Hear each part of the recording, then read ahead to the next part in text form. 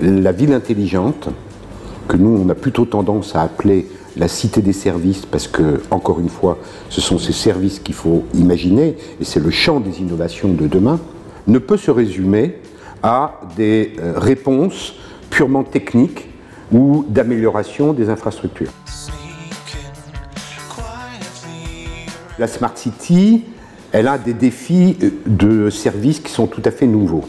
C'est sans doute du travail qu'on attend les plus grands développements du côté du soulagement de la demande.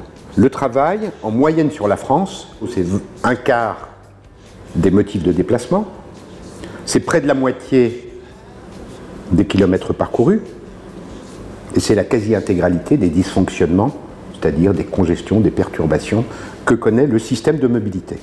Il faut déporter nos efforts sur le déminage de cette demande.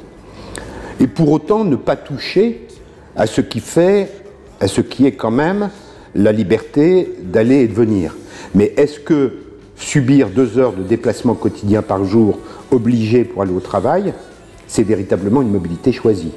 C'est la question que la ville intelligente doit se poser aussi. La problématique du numérique, c'est une problématique de la gouvernance, mais c'est une problématique de l'usager.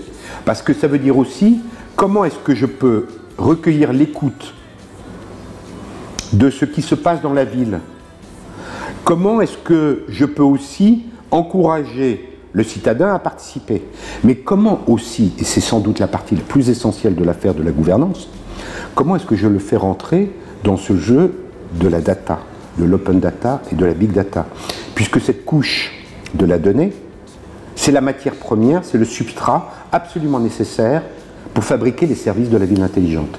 Comment va-t-on résoudre ce problème de dialogue dans ce triangle que forment la collectivité, l'entreprise et en tête de ce triangle l'usager? Donc là, il y a un travail considérable à conduire et par les collectivités et par les entreprises sur cet enjeu de la gouvernance et de la relation avec l'usager final, qui n'est autre d'ailleurs que le provider le plus important de la donnée. Il est provider, il est médiateur, même s'il est aussi consommateur.